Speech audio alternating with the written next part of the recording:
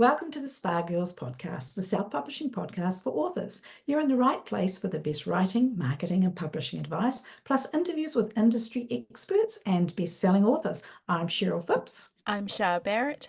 I'm Wendy Vella. And I'm Trudy J. And we are here with screenwriter, script writer, writer extraordinaire, Kathryn Burnett. Hey, Kathryn. Welcome, Kathryn. Welcome back. Welcome back. So we're going to talk today about procrastination as a writer, and Kathryn is awesome because she's got 25 years of experience as a working writer, and she knows how to get to the business of writing and not muck around, which is what we're going to skim her brain for today. But not scaring you off or anything here, Kathryn. No. And this is a third-time visit, another third-timer on the podcast. But first of all, I'm going to read your bio, actually, before I get too distracted about talking about other things. So Kathryn Burnett has been a working writer for over 25 years and truly understands the challenges that come with creative work. She's been a very successful writer for television and film for many years, and recently had 2 of her plays produced, which we'll talk about in a minute when we get to the interview, and has also just published her very first non-fiction book, which also is the topic of what we're going to talk about today. When she's not writing, she runs craft workshops and programs under the Beginner's Guide Writing Workshops umbrella, and facilitates an awesome subscription-based group called The Writing Room. So welcome. Well, thank you. It is so lovely to be back and to see all your faces. It's so good. Yeah. It's been a while. It's been a while. So last time we had you on was 2017. So first of all, just tell us a little bit about what you've been doing since then and catch us up. Well, I think let's just do it. I'll just try to do this super speedily. I think so. I've been doing quite a bit of cozy crime on TV. I've been writing plays, so I've made a couple of plays produced, which is awesome. I've still did a little bit of teaching, still running the writing room, and of course published this little beauty, which is my nonfiction book on productive writing, and that has been the guts of it. I've done a little tiny bit of travel, and then really it's just been, as everyone has experienced, the pre-COVID, the COVID, the post-COVID, all of that nonsense. Yeah. So, it feels like it's been weirdly busy, but and then you weirdly just odd. So that's in a nutshell, that's what I've been up to. That's everything in a nutshell.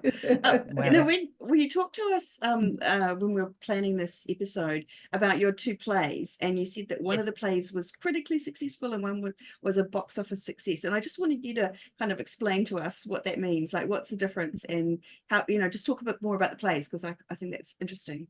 Sure. So great. So the plays were both produced by Tadpole Productions for the Pump House Theatre in Auckland.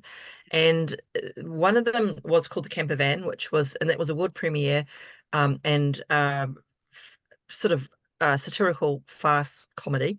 And that was practically sold out before it opened, which I thought was so interesting, which is phenomenal and really unusual. Yeah, so that's really your cool. box office success. That was brilliant, but kind of shocking, actually. And I wondered whether the timing of it was people were just ready to go and see something fun. I really think that was it. So that was an amazing experience. Next year, which was last year, Tadpole picked up another play of mine that I co-wrote with Nick Ward, which is called Mike and Virginia, and also a comedy. And I love both of these plays. And the box office less so. And I was quite surprised by that, because I went, Mike and Virginia is like a romantic comedy about romantic comedy. So I was thinking, this is the people that loved The Camper Van will love Mike and Virginia, because it's comedy, there's romance, we made great cast as always, and it was, I've got to be honest, the box office was not amazing. It wasn't terrible, but it was not what I was expecting. But the reviews were unbelievable.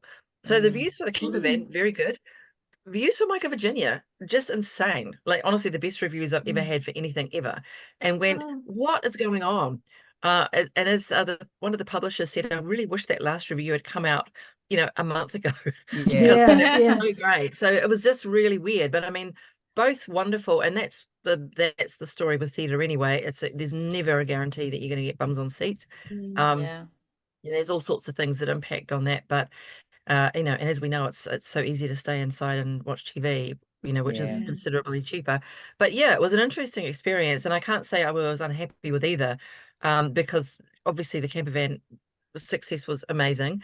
But it was just extraordinary getting these reviews. And Micah, Virginia, just a little side note, listeners, as I wrote that 12 years ago with Nick Ward, and it got picked up again. So it had been produced before, got picked up again years later.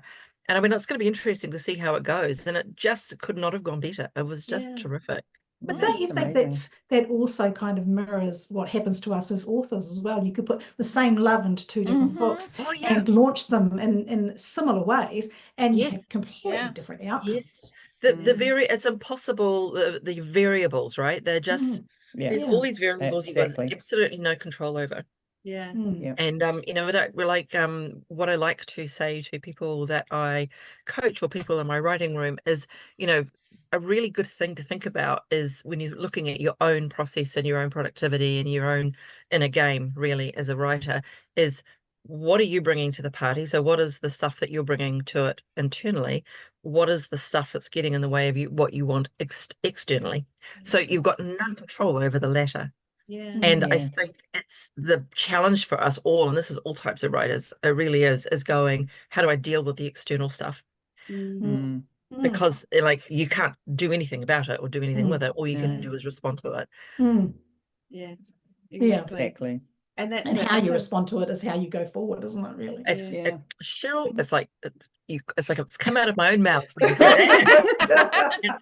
Absolutely right. And it's really it's just so interesting that you brought up the comparison around books. It's so true. It's just so true. And also, we forget how we don't forget how incredibly subjective all of this art malarkey is, when we're creating something. I mean, honestly, the things that I personally think have been the best things I've ever written often haven't even been made because other people have gone, I would rather it's really interesting. Or, for you guys, it's like the thing that you love the most doesn't sell brilliantly. And I go, it's just, it's a mystery. Often it's an unexpected book that does really well. Like you kind of go, what is it? And then you try and redo it or do the same thing again. And it's like crickets. Or Wendy's first book that she got picked up by a publisher and did really well in the second book, which honestly has surpassed that, hasn't it, Wendy? And they didn't want it. Wow. Didn't fit the tropes apparently. Look, it's just crazy. Why do we do it? I don't know. It's a whole other subject, right? It's a whole other podcast. It is such a roller coaster, right? But I think being a writer, and I think being any type of artist for sure, and it definitely comes with its challenges, I think. Oh, that's awesome. I like how you kind of you can take the positives out of both those experiences. Do you know what I mean? Like instead of going, definitely. Well, I think they were both ultimately really positive, just surprising. That's important. So, and you've also written a horror story, I hear. So can you tell us about that? Yes, sure. So excuse me.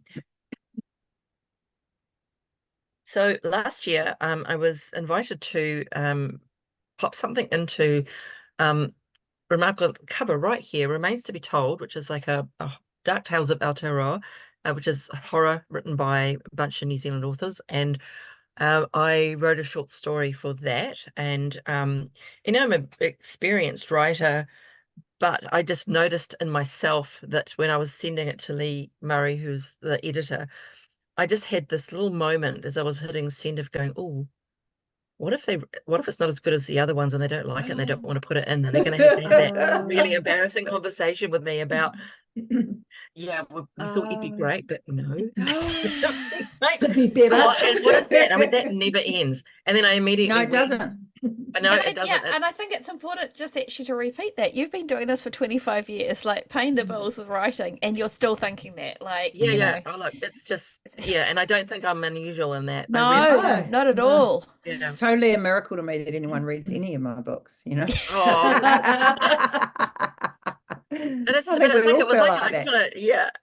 nuts. As I really want to say, it wasn't like a huge, big, crushing, cloud of doom. It was just this little pernicious thought, that just popped in there, and I went, "What? Well, you've got to send it. It's the deadline, so get over yourself." This is pretty much what I did, and you know what? They loved it. It was in the book. It was great. So and it's funny how we lose perspective on our own writing. Like I can read anyone else's writing, go, oh yeah, this and this and whatever else, but I read my own and I'm like, I can't even tell. Like I don't even know. Like, Yeah. you can't sort of, That's what we have editors for, right? But I think that's why what delays, especially new authors, from producing that first book or that second or that third, Oh, yeah. because you are constantly second guessing it and you've got to go over it and over it and over it. And, you know, sometimes it's getting past the first chapter because you just want it to be so perfect. yeah. Yeah, No, right. definitely. Writing that first book takes ages. It took me probably 2 years to write my first book. Oh, I think mine took me many more years than that. Yeah. So this is a really interesting, because we've kind of migrated into kind of talking about procrastination, which is actually or variances of that, which is actually our topic for today. So let's kind of dive right in and go with that. So you've written this book called the Productive Writer Guidebook, which is all about kind of how to actually become a productive writer, and a big part of that, I think, is this idea of procrastination and not actually getting things done, and kind of mindset, which is essentially what we were just talking about. Definitely. So And I think the book is really quite sneaky because it's got lots of questions, provocative questions and tips and thoughts and bits and pieces in it. But really fundamentally, it's all about how are you getting in your own way? If you're not as productive as you want to be, how much influence has your mindset got in that? And as we know, a lot. And it's a lot about that.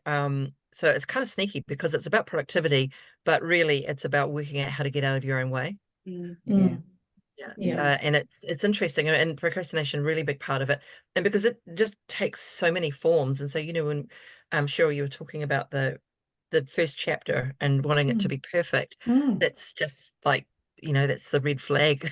It's like the red flag. It's like perfectionism is just a really gnarly form of procrastination and very difficult to overcome because it feels like this is the right thing to do, right? I'm just trying to make myself really good, so how can that be bad?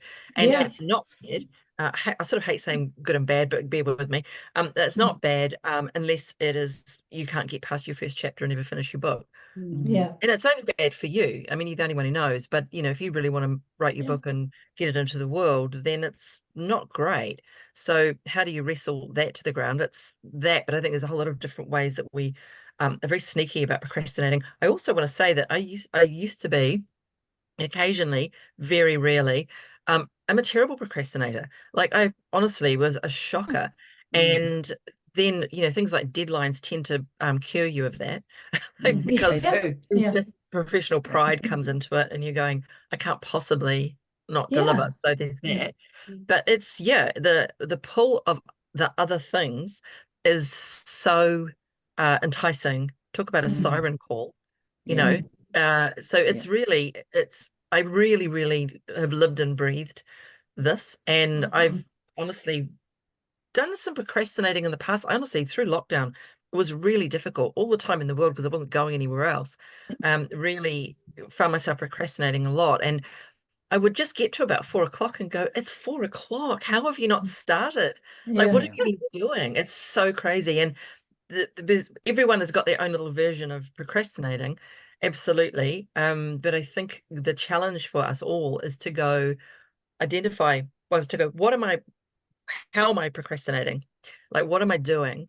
And understanding how we're procrastinating first off, and then dealing with it. So when you think about this is my favorite form of procrastination. It is my personal favorite, but also I see it in other people a lot, which is the non-essential tasks that must be done before the writing starts. And they are just so ridiculously stupid. And then you look at them like in black and white on paper and you go, what is wrong with me? Or if you're like me, Kathryn, you put special washi tape and then you colour code the non-essential tasks, and then you have to colour them in as well. So yes, that's absolutely very important. Very important task. But the non-urgent, non-essential task before starting writing is just a classic. And depending on who you are and what you like and what you get satisfaction from, folding laundry, doing the garden, cleaning the car, whatever the hell. And it's, what nonsense is that? I mean, really, and it is nonsense. And I don't say this as a punishing thing. I say it as I'm just laughing at myself as much as writers, I know you, I see you. It's like you and I, and I say you and I, all of us, we know full well that what's more important to us is finishing our work and getting it out into the world, right? We both know that's more important and meaningful to us as individuals than having a pile of folded laundry. Like, we absolutely know that, we really know that. But I don't know if Cheryl knows that. I feel like Cheryl would prefer to have the laundry folded and also do the writing.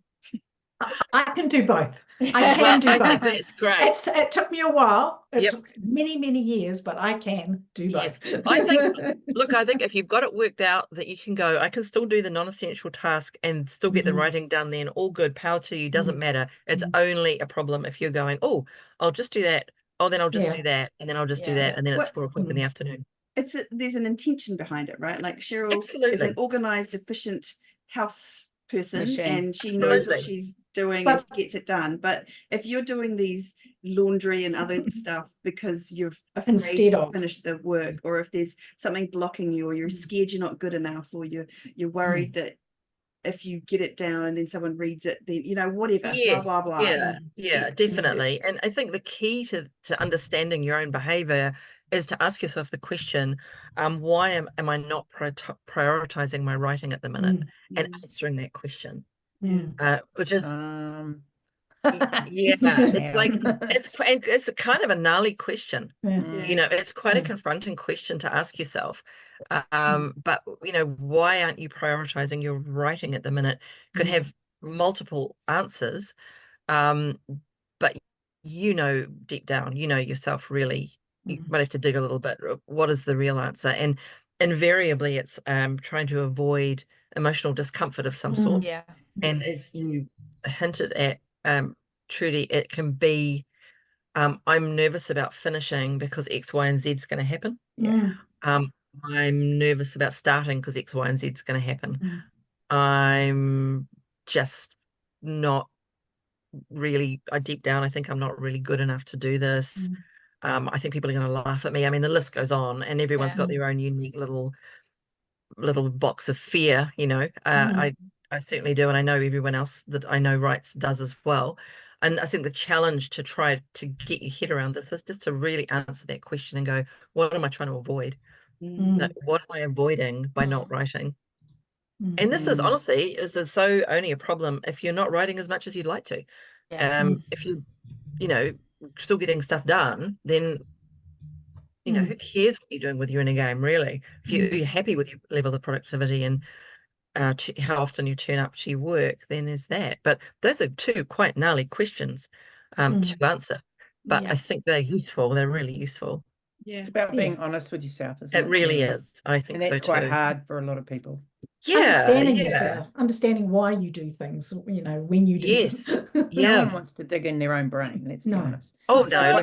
Some of us do, to be fair. Just that's true, Shah. Some of us do. Some of us can, that's a whole other form of procrastination. Yes. The 17 courses and the 95 books and it's really well, actually the book refers to the people that go to courses all the time and never start. So absolutely. And funnily enough, somebody who bought this book said to me, I basically, instead of doing my writing, I sat around reading it and answering the questions, which has made me laugh so much. So I went, sorry about that. But the other thing about my book to procrastinate. Yeah, I know, right? Well, actually, that's a book I'm coming. quite tempted to write because I'm the devil. So kind of go. If you're not procrastinating enough, here's another thing that you can do. You can read this book. I'm going to write that. Well, maybe it should be a blog. I really think what's interesting is that when you do something small and satisfying, so your laundry, your whatever, or it's getting a like on social media, all of that, those things, you can kind of see why people go, okay, let me start again. Writing has been hard work, hard work, mental hard work, no guarantee of reward. Yeah. It takes a while to see a tangible result, no matter what level we're at. So there's that. So quite hard work, as opposed to, oh, I'm going to get a really immediate hit of dopamine from jumping on social media and writing, a sort of a 200-word rant on something that people like or laugh at.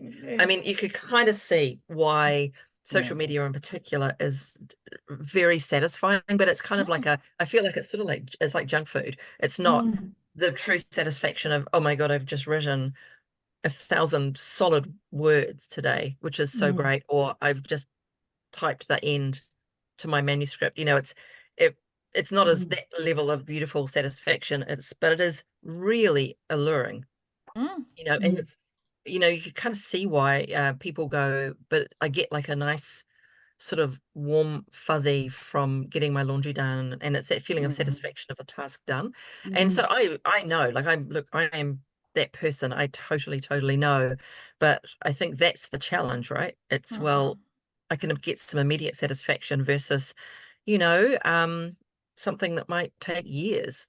And I also think it's worth pointing out that for social media aspect, they literally have teams and teams of psychologists and behavioral scientists working to make us want more to stay on those sites longer and to be more involved and get more involved in it. Like that is their whole purpose. So it's not you necessarily being weak. It's actually no being a human. Yes, it's really not. And it's, it's we're so built that way, right? It's like, oh, yummy thing, or nice calming things that makes us feel safe or happy. Of course we're going to gravitate towards it. Of course, we are only human. That's interesting, because I read a tip recently, which I will share with you guys, that to look at your screen time on your phone and see how long you are spending on it every day. And so I did this and was utterly horrified. I really was horrified, and went, oh, when you add up honestly, for the 4 hours a day, when you add that up over a week, over a year, that's days and days. I would have and thought days that was actually really on the low end of the scale, Kathryn. Honestly, I would have thought that 4 hours would be what some people would hope to get. I've had friends that have easily spent 8 to 10 hours. Yeah, oh, I can believe it. Easy. I can totally believe it. I was just horrified because when I just did the math and went, that's like, I'm quite busy, and that's 4 hours of my day that isn't really unproductive. That could be all your words for the day, couldn't it? Those It totally could. Maybe a couple of days. Is that just Really social media, or is that just using your phone though? Is that that feel like I that was read using off my my- phone, but I have to say most of them using my phone is, I would say, calls and texts to people, I don't know, 15 minutes max. So maybe half an hour. So I would say there's still a sizable chunk of that is scrolling Yeah. and checking things. I'm going, why do I need to keep checking things? What do I think is going to happen? Yeah. If I don't forget. I know, right? Yeah. So like, honestly, my tip for getting around that, and I do this myself sometimes, is certainly now that I've discovered the 4 to 5 hours, and sometimes it's more than 4 hours. I've gone, you need to just put it down. So I read 2 really great tips about it. One is to put a rubber band around your phone, or like a hairband or something around your phone. So there's just a physical impediment to just doing that. So there's that, which I thought was interesting. But I think for people that are going, oh, I keep trying to start writing and then I do half an hour, then I'm pulled away to look at Facebook or whatever, is obviously have all of that stuff shut down on your computer. It's just too tempting to be able to click on it and go, what's going on there? Plus, if you're getting notifications, shut those down. And then my big thing though is, like, use social media because it is fun. It's not like it's not fun to poke around. Use it as a treat at the end. So that's your reward. So you've done your word count, your page count, your how many hours or minutes that you want to spend writing, and then go, great, no, I'm going to check all that, I'm going to have that, but do it at the end. And I think that's what works for me. Like, I go, no, you have to shut down everything. And for some people that are so absolutely welded onto their phone, I think you're gonna have to put your phone in another room. But it's I know for some people that's really anxiety making. I've seen reports talking about how even just having your phone sitting there, not even doing anything with it, is actually so disruptive to your productivity, because you're constantly going, oh, I better check. Oh, I bet it's taking you out. So there's even just having it there, but you don't use it, take it into another room is such a good piece of advice. Like it actually is. I am so absorbing that piece of information you've just given me. I am totally going to do that now. Like, because I quite often forget. In fact, where is my phone now? It's in another room because I didn't want it to bother us. But it's normally it sits in my office, so I'm going to absolutely start doing that. But I think the whole reward at the end of the work is a different type of satisfaction, a little bit more. I mean, I literally, when I finish some work, because I'm like everyone, there's a bazillion things I'd rather do than sit looking at a screen all day, you know, trying not to be crap at writing. You know, there's quite a few things I like doing outside of that. So I would, you know, I really do go, what's the reward? And I literally give myself a pat on the shoulder when I've finished my day and going, well, you really moved your project forward. That's great. Well done, you. And that's what I do. And it's such a weird, corny thing to do, but I actually think it's really great because I love that feeling. And you guys will know that feeling of when you go, I've just moved my story forward by this amount of words or these amount of pages. It's just the best feeling in the world. I put a timer on usually if I'm I get a lot of my finish my clients to do work, that. so I'll go, okay, I'm going to put a timer on for 15 minutes. You can check Facebook once that's done, back to work. Nice. But you that's see, the you've way. got the willpower to get back to, like, you're good about meeting their timers restrictions, Wendy. Okay. Say. No, other people would say, well, nobody's here. They can't see that No, I'm still exactly. on my phone. Just another few minutes. Yeah, I work 2 quarter hours or half hours. Like I'll go, that's if it's good. 1/4 past, I'll go, okay, you got till 1/2 past. I don't do odd in between. That's my Virgo brain doesn't work if I'm going 20 past or 25 past. For me, it has to be on the hour, quarter or half or 3/4. Nothing in between. That's good. Yeah. Nice boundaries. I like that. No, that's cool. It's great. And it's so nice finding the time chunk that works for you.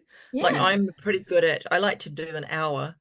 Like that's for me. Like if I do 2 hours, awesome. But I like to do an hour, then a cup of tea, you know, or hour, walk around, stretch, go and do something, and then come back another hour. That works really well for me. But also, I should say that when I'm working on deadline for something I've been commissioned to write, that's one thing, because there's a different stick, right? There's an actual literal real world stick going, you kind of have to, and I've already worked out how much work I will have to do each day to make that deadline, right? And so there's that, but then there's my work that you know, is the unpaid, it's my projects that I love, that I want to do, like my plays are like this. So I love it. You know, the short story I wrote for that anthology, same thing, love it. It's want to do it, but that's a whole level of discipline, a whole different level of discipline. And I think a lot of people that don't have deadlines, I totally get why that's challenging. I find it challenging, but that's when I employ, like you, Wendy, I go, right, what's the time on it? And I generally go on my to-do list, which is sitting like right here. I go, I've got to do 2 hours, and I time block. So I've got to do 2 hours today on insert project. And if I've done that, I'm really chuffed with myself, actually. I'm really pleased. Yeah. You know, people have busy lives. Just for those that are new to the term, could you just explain about time blocking? Oh, yeah. Like time blocking is simply going, what are the tasks I'm doing? And then you attach amount of time to it.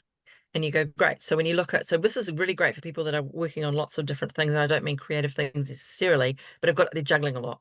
And so they will go, great. Over my day, there's all these things I have to do. And because I often, I'm just taking I'm taking a little side detour. I often find that when I'm really busy and I've got a lot on, and this is family, you know, work, all sorts of stuff. I will get quite overwhelmed, and I'll look at my to-do list and go, there's like 5 things. They all need my attention. I just can't choose which one to do first. So I find time blocking really works. So I will go, I've got to do 2 hours on that. I'm going to do an hour on that. I'm going to spend half an hour on that. And so when I finish that time, then I can go, great. Now you can move on. You've moved everything forward. But it's a horrible thing of apparently multitasking, very bad for your productivity. Yeah. Like trying to do like everything in like 5 minutes and be across everything. Look at me doing, I'm miming it out. It's ridiculous. Yeah. Miming it. Get it. But it's it's really bad for your productivity to have a whole lot of things open and trying to be across your emails, your socials, your blah, blah, blah, and your various work and your documents all at once. Apparently very poor. So I time block because it helps me go, great, I'm focusing, and which is the key, singularly on this project for 2 hours. And this project or task might be you need to write that email. So, or you need to check emails. And so I'll have in there, check emails 15 minutes or whatever. And your day is just blocked out in chunks of time. And it kind of calms the nerves, I found, because I go, great, everything's being attended to, so you can just calm down. You get into everything and it's time, and everything gets its time.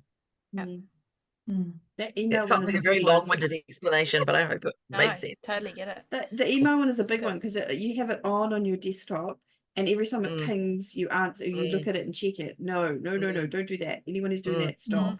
Like you want to do exactly what Kathryn's just said and block out 15 minutes and go and check it at a certain time in the day. The rest of the time, try not to have it on even, or get rid of the notifications. Yeah, well, I don't have a notification for emails on my laptop or my phone.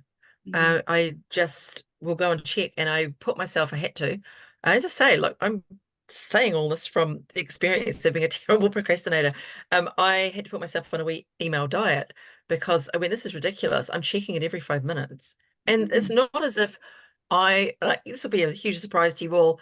I'm not like running the UN. Like, it's not like really. No lives are at stake if you don't check your email. No animals were harmed. I mean, there's, come on, how important can any of the emails I'm getting be? And of course, occasionally there will be one, but that's okay because I have got my little, I try to check my emails maybe 4 times a day. So first thing, obviously, which is great. And then I'll do a little bit of admin, and then I will move off that, go and do something else, and then probably check around about lunchtime, something like that. I really try to stick to that. I don't always manage it, and I catch myself just drifting back to my inbox and have to give myself a bit of a talking to. So, yeah. I find that if I've got a lot to do, I'm not productive. And so far as I can't write. So I'm probably a little bit like Cher. If the washing needs folding, then I think she's a little bit like me insofar as we both was like, we've got to get that washing folded before we can be creative.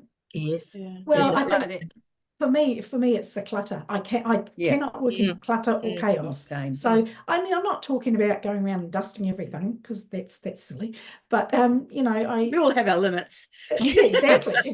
But what I can see, if I've got a clean desk, and you laugh because my desk is a mess today, but if I've got a clean desk, then I can sit and work. If I've got everything I need beside me, then I can do everything I need to do. But if I'm constantly thinking, oh, I don't have that pen, or I don't have my diary, or I don't, I'm just like up and down like a blooming. But I think you've got to make what works for you work, right? Because I can work in chaos without much. I mean, and literally often do, but it's if that is a bother for you, then obviously sort it out. But it's like you'll be, there'll be other things so that's I would say that's essential for you, isn't it? So that's essential for your process. But there's probably non-essential things that you do that are lots of those. Exactly. Lots of those. So definitely. I understand it. I can work in chaos, but it's a mental chaos that I don't like. Like I couldn't check my emails first thing. I have to write first. I've discovered that I am most productive if I get down and just write for as long as I can. Amazing. First before I start doing anything else, before I check emails, before I fill my brain with any other information. So it's I'm thinking I might shift and try that because I'm pretty good at going with the time blocking works for me. So I'll go, I know I've got my writing time scheduled, so then I can relax about it and know it's there and I'll do it. But when you said that, I kind of went, oh, that sounds so dreamy, actually. That sounds really nice. We get up, all of us, and write together in the morning. It's freeing because your work is done. And even if you come back to it, even if you think, oh, well, I could do a bit more on that because it's fresh in my mind and blah, blah, blah, you can stay and do it, or you can come back to it because now you've got a place to start from. What a great idea. And your words are down. You get your words. Trudy sends a text out at 6:38 and we ignore her. I'm just like not exactly buzz, 6:30. and I'm just like, oh, that's Trudy. I have to get up, but like it's great, you know. How amazing! What a great idea. Yeah. I know, and the busy brain and the busyness of our lives is just phenomenal, isn't it? It's so tricky, and I really get that there's for a lot of people that don't have like a real life pressing deadline, that logically you're going, but this thing I want to do, this writing lark, is, you know, doesn't necessarily make me money. It's not necessarily helpful for my career. It's not doing anything for me in a sort of a kind of a crass way. You know what I mean? It's not seemingly a thing I absolutely have to do in the scheme of life. So it's a really, I can so see why everything else suddenly becomes much more important.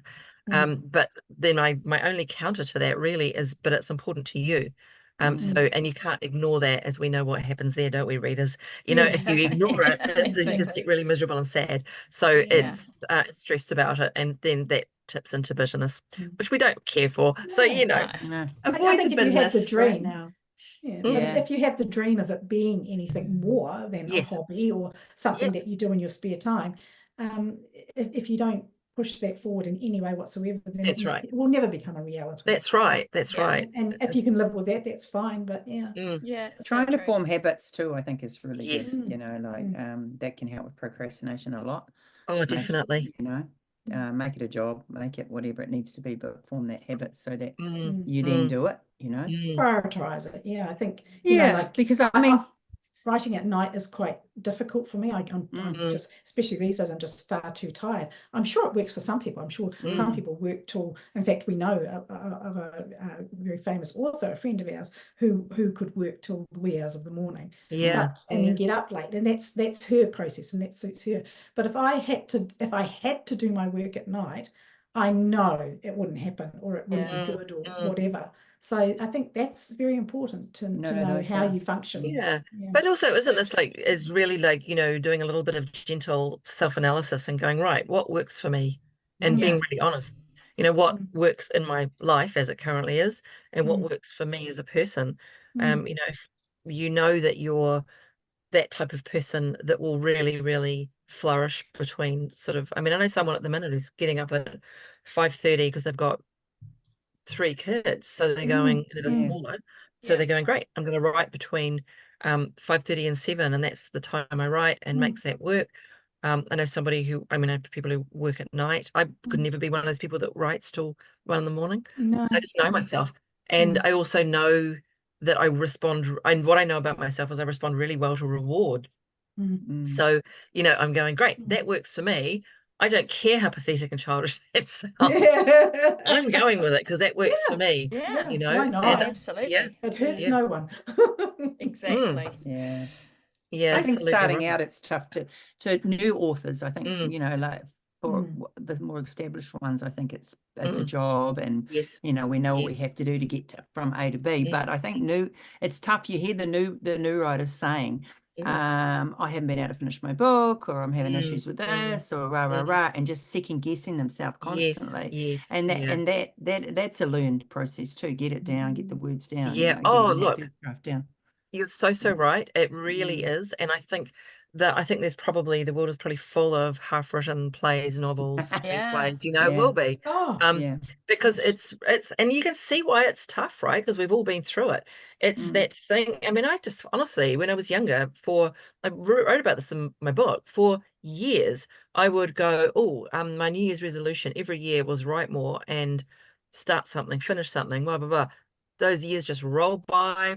I just burned so much time, and I was absolutely procrastinating. But it is really tricky, and because it's not just the getting to grips with your own inner game around it, and your mindset and your fear about what might happen if you finish or don't finish or whatever, or if it fails, all of that stuff.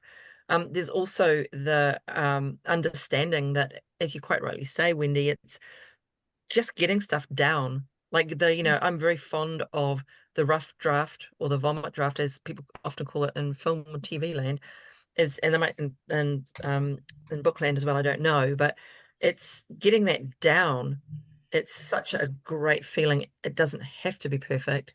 And it's just, I mean, it's that thing of discipline and work, and turning up, and what you bring to it mindset wise is all I'm doing is moving this forward rather than, oh, I have to finish it and it's huge. It's like I'm climbing Everest.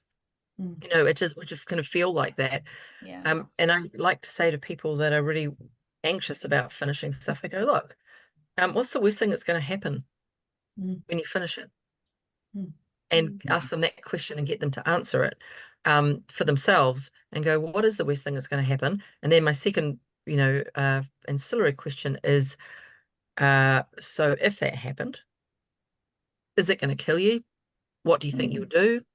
How will you recover from the thing that happens? And sometimes the thing that happens is it's really successful. And that comes with its own little bunch of hooks as well, So it's just interesting territory, isn't it? Like I really think it is. But for me, it's like when I work with new writers, I'm very much all about just be really firm about what it is that you're trying to write. So in terms of what it is in essence, what is it? Is the goal that you've set for yourself achievable given your skill level, your craft knowledge, your time, the time you've got to do it? And I think often new people, because they don't know, will go, oh, I've got this lofty, gargantuan Everest-sized goal. And you go, yeah, what a huge surprise that you lost your nerve and fell over after trying to crack it within 6 months. It's a bit like going to a sort of a night course in a high school to learn Kung Fu and then being really annoyed after the first 6 weeks you haven't got a black belt. I mean, it's like, come on, so it's getting really clear about whether you've got the right goal, really making sure that the story is solid so you know exactly what it is that you're writing. And then it's just turning up step by step, it's that. And wrestling along the way with it might be terrible, it might be good, it might fail, people might laugh, all of that stuff, the demons that come when you're working on something, particularly something sizable. Absolutely. I think people can start off with great gusto and enthusiasm and then go, gosh, this is really hard. And why am I doing this when there might just be laughter and rejection at the end? I mean, God, who would sign up for this? But and there's not that many people that do it. I mean, yes, we know a lot of people that do it, but what I'm saying is I've said this many times before, but it's not like you're doing an apprenticeship or like a million other people. This is really different. So you can't just chat to someone in your family about it, or like you're actually putting yourself out to do something different. Yes. And it's deeply personal, actually. No matter what you're writing, it's deeply personal. Because obviously because I've been writing horror recently, I've been going, there's part of me that goes, what do people think when they read your horror? And I mean, not about me, but generally any horror writer, what do they think? And same with people that write erotica. Like I go, there must be a little bit of that in absolutely everything. It's deeply personal, even though it's nothing to do with you or your life. It's still personal because you've put your thoughts and worldview into the public arena, right? And it's challenging, and and not everyone does it. And not everyone does it because you need a degree of bravery to go, oh, hey, I've got something that is worth saying or listening or, being listened to. I think that's challenging. And I often think, and actually I open my book by saying, when you set off to be a writer and you start, you don't, no one sits you down and goes, hey, these are the shit things that are going to happen along the way. And here are the things that you would be really wise to develop, like resilience. Like a really clear understanding of where you're going and what you're going to do if you don't get there in the first instance, and a really good understanding of what you need to help you maintain momentum. And everyone who's at all the different levels that we're all at, we all need different things, but no one really sits you down and goes, well, you strap in for a roller coaster. This is, it's never super plain sailing and easy for anyone. I don't, it's just not easy. It's just not an easy thing to do. And I think creating art is just not easy. In a different way than digging a ditch is not easy. It's different. You said that it's a little bit brave. I actually think it takes a lot of bravery to actually, not just write the book, but actually put yourself out there when it's finished and try and get it published and do whatever with it. Like it's actually takes a lot to kind of stand up and go, look, this is this thing I did. Everyone come forth and read it and maybe judge me. That's awesome. Love that. You know, you've got to have that. Especially as writers are introverts, right? Yeah. Except, you know what? I'm not. So it's like I'm not an introvert, but same shenanigans, you know, same nonsense. And I know quite a few writers that are introverts as well. I know lots that are, but it's the same kind of nonsense, really. And there's that. I mean, you know, we haven't even talked about, and nor will we, because this is about procrastination. But the whole process of now I have to promote what I've written and you know, my thing that I've created. Just, you know, I mean, really. Like I've finished the book. Give me a break. Yeah. It's like it's thought that done. was the hard bit. And now I have to stand up in front of everybody. You know, I mean, it's talk about the roller coaster. It's a lot. And it changes actually through your career as well, because I think writing that first book is perhaps the hardest and the easiest thing you'll have to do in your career. It's hard to get that book finished, but once you do and you get more, there's more things to do. Well, that's a really good point. I mean, because you just get better at, well, you get better at writing, obviously, but you get better at the other stuff too. Like you get better at being resilient and receiving feedback and receiving the nonsense stuff that happens, you know, as soon as you're in the public eye. You know, it's just that you get better at it. And I've got much, I have to say, when I look at myself now and I look at myself in my, let's say, 30s, it was just, you know, a mere moment ago. I don't think just last week. Last week. Well, thank you. Wendy, you're my best friend. So like basically I go, wow, you are so thin-skinned. And of course I was a human being, really thin-skinned, really, you know, would easily be upset, didn't have the resilience that I've got now. And now I can go, you know what? Failure is going to happen when you become an artist of any sort. It just is. It comes with the territory, and as is rejection. So there's going to be things that just don't happen for you, and you don't win every race. You know, that's life, and it's the same for everybody, not just artists. But I think a lot of people. I mean, I just deal with a lot of younger writers that I go, it's like, why has no one ever said to you, you know, this failure isn't going to kill you. This is just part of being a creative person. It just is. I mean, being a creative person and not putting yourself in public, absolutely. Plenty of people just very happy expressing their creativity, never trying to sell what they make or put what they make out to the world. How wonderful, so great. But, you know, if you're someone that does want to put yourself out into the world, then get used to failure, which is, you know, there's your fridge magnet. I'm not sure that one's going to catch on. No, I'm thinking no. But you do have to fail to succeed, right? Of course. Exactly. It's a learning experience, isn't it? Like, maybe not failure, but not doing as well as you expected. That's right. That's right. It's like you can only improve. Yes. Well, I honestly think that I could write this book now, like my nonfiction book now, because I couldn't have written it probably even 5 years ago. I certainly couldn't have written it 10 years ago, but I know exactly that. It's where you think your life is going to go and where it goes is sometimes really challenging. Like really challenging. Absolutely. Absolutely. You think back to when you first started, right, to now.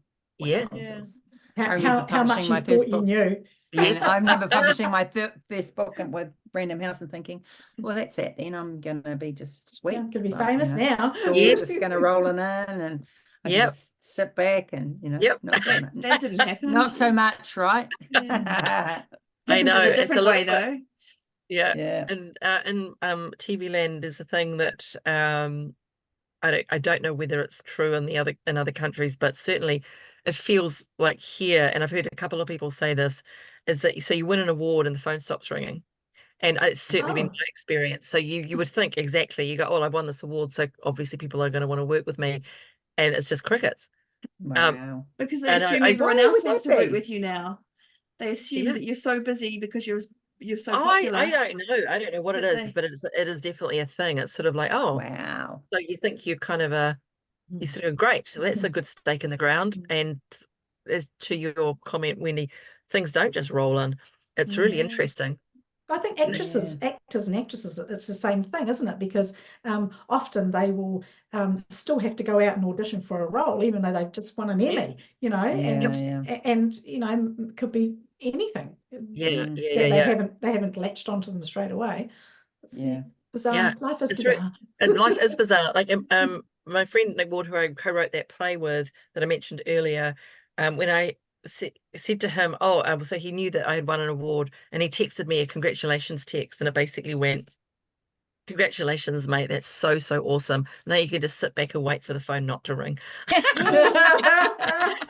And I went, yeah, and it made me laugh so much because I went, that's kind of true, and that's exactly what happened. Oh wow! Oh Isn't dear, that funny? It's amazing, isn't it? It is. Just when you think you got it sorted, you don't. Feel like starting over every time. You heard it here. You heard it here, folks. Don't win awards. That's not the way forward. Well, it might be. It might be different. It might be different in the land of books. It may well be very, very different. I'm sure it is. I just don't know why it's not the case in TV land. Yeah. Luckily, I straddle a whole bunch of lands, so there we go. So you're I don't get too caught up on it. Wow.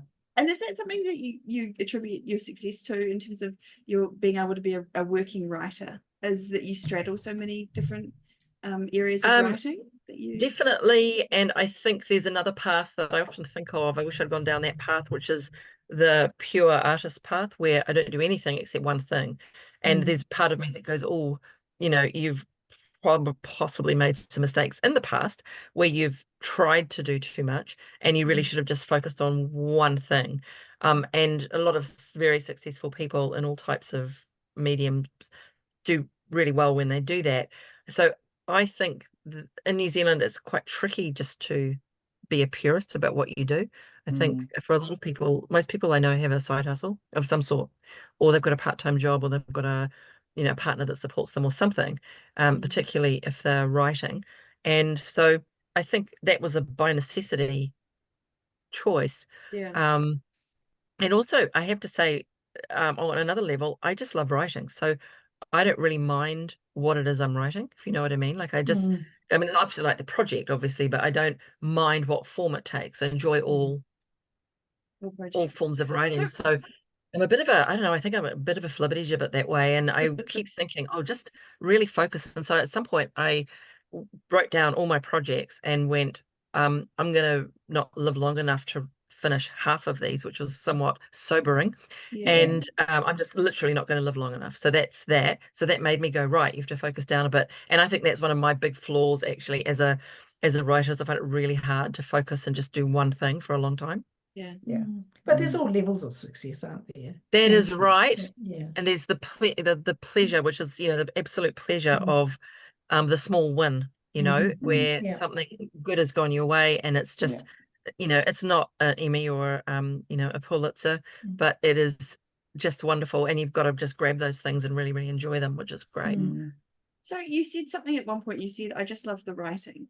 So what do you say to a person who's feels the same, like, I just love the writing, I want to write, but it's still not writing, they're really just not writing? What do? They just need to start, and I would say to them, start in a really safe, easy way. So like, something like morning pages, the Julia Cameron morning pages concept, that type of thing. Or depending on the individual, go to a workshop and just start, or do like a just a little tiny little workshop that is something like idea generation, something like that. I mean, I teach creativity is one of the things I teach, and I speak about that as well. And I have to say, I used to teach a workshop at the Auckland Writers Festival regularly, which was a creativity workshop. And it was really about getting that engine started.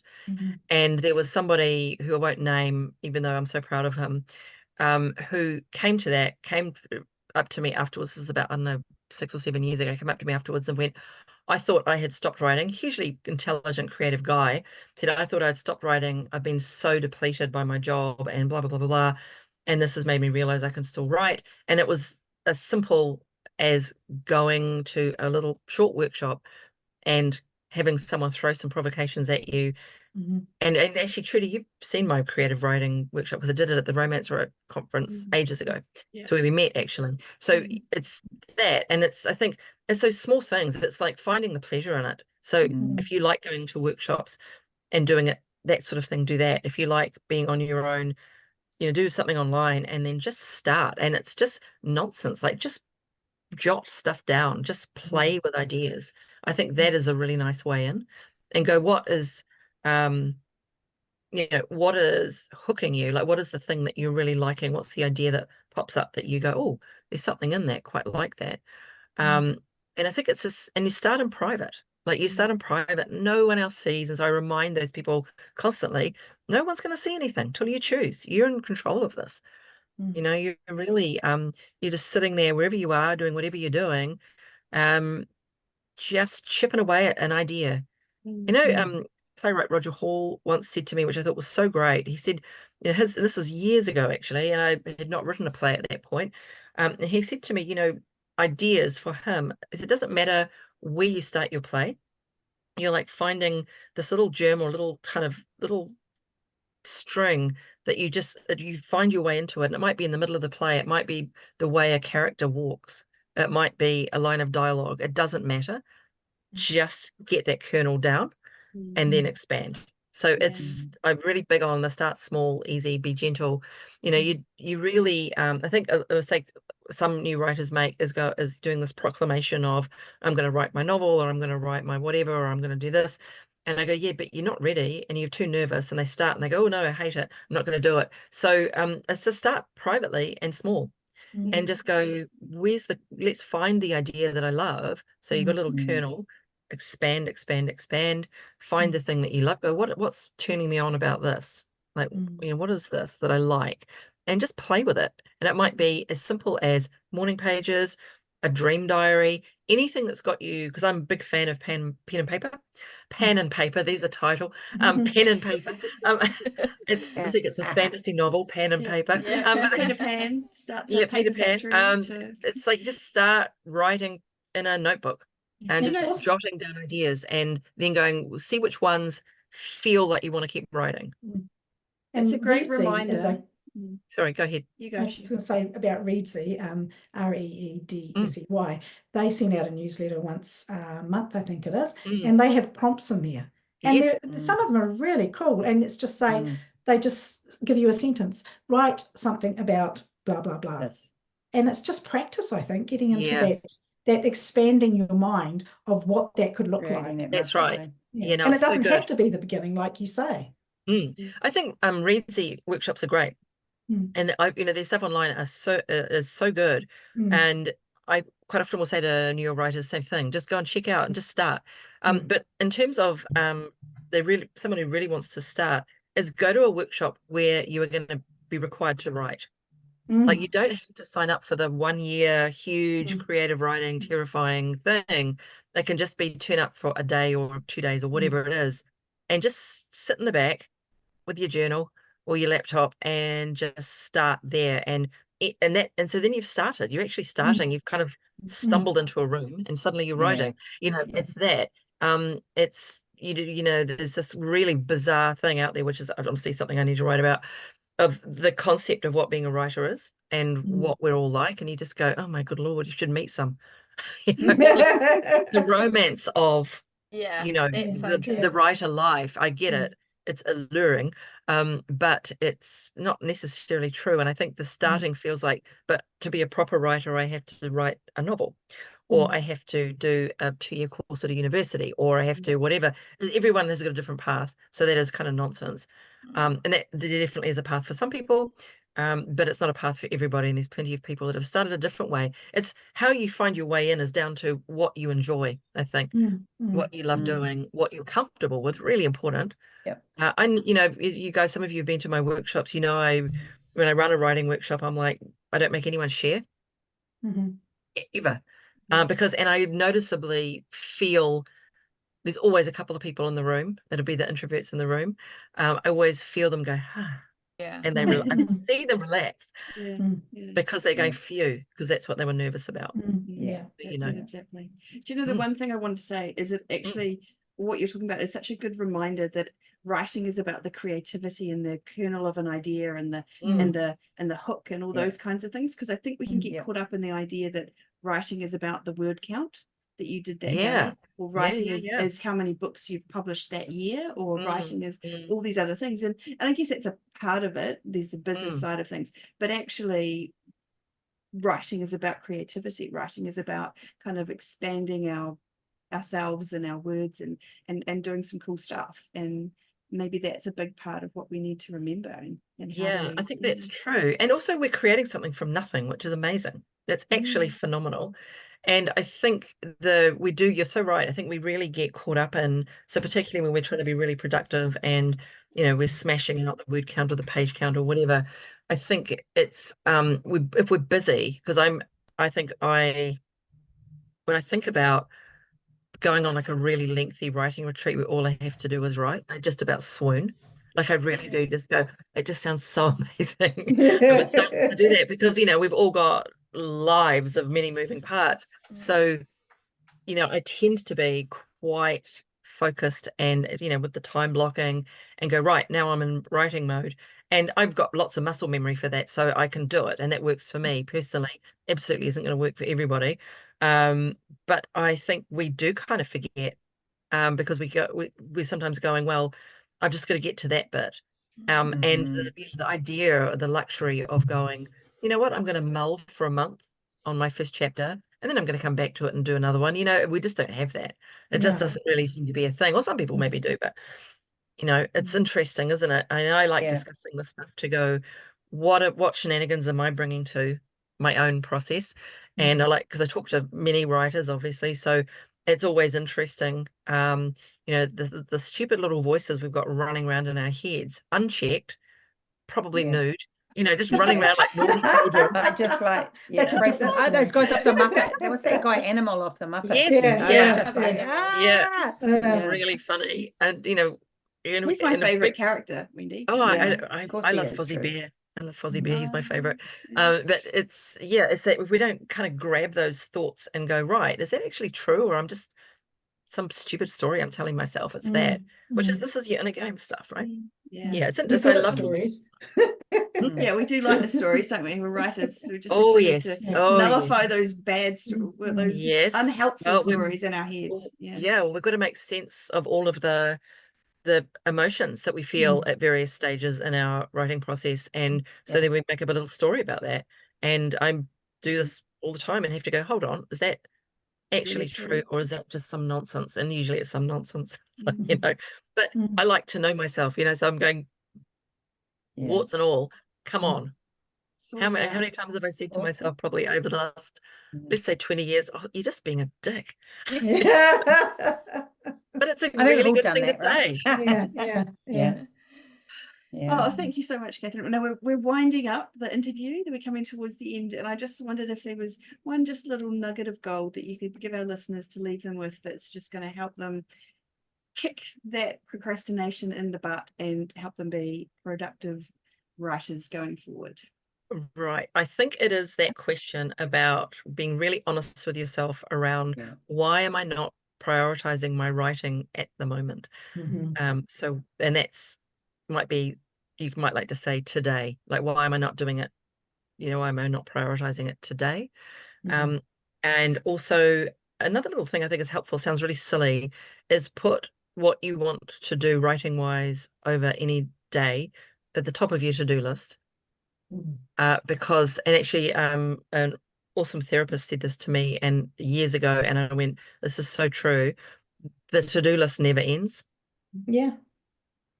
So that's my little bit of gold. It's true, it doesn't. So if you are battling, you dear little battler, through your to-do list before you get to your writing, it's no. It's never going to end. That to-do list is always going to be like the Spa Girls and get up at 6:30 and write. I'm so inspired by that. Or 7. It took me over 50 years to learn that about the to-do list. Honestly, I wish I had. If somebody had told me that 30 years ago, because that was one that really feels like I've only just kind of got that, Yeah, no, I'm the same. I wish someone had told me all of the stuff I've been saying to you, 10 years ago, 20 years ago. Like, it's not really something I was even aware of. And I think when you do a little bit of investigation into your own shenanigans, it can be kind of unpleasant. Like, who wants to do that? Revealing, but it is so useful for you to go, this is what I'm doing, this is how I'm getting in my own way. Anyway, I'm going to stop talking. That's that. Sorry, we keep going. We tried to keep going, and then we forgot. So I just want to reiterate that Kathryn has a book called The Productive Writer, which covers this and more. And more, yes.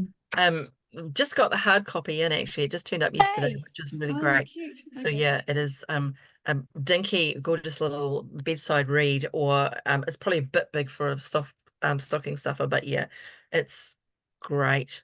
And how can people buy that, Kathryn? They can buy that from Gumroad, which is a sales platform, but also if you go to Beginner's Guide Writing Workshop website, you will see a banner there about it, and you can click on that and it will take you through to the space. And there's an ebook as well, so you could buy it as ebook or hard copy. We're not quite on Amazon, etc., but will be soon. So I'm just doing local at the minute, especially for the hard copy, because postage. So absolutely. Yeah, Nice. so that's cool. We'll make sure that all those links are in the show notes too for anybody listening to this. If you're on your podcast app or if you're on YouTube, there's links in the show notes. Awesome. Thank you, guys. It's been so great. Yeah, thank you so much for joining us. And where can we be found, Shah? Well, we can be found at spargirlspodcast.com. We're on YouTube at Spargirls Podcast and all podcast platforms, and Patreon at Spargirls Podcast if you'd like to come and join the tribe for our shenanigans. Fantastic. Such a great podcast. Such a great podcast, guys. Thanks, Kathryn. Thank you so much. Thank you for coming back. Appreciate it. I know. Well, I thought because of my last, debacle, I've been banned. No, there wasn't a debacle. I'm sorry.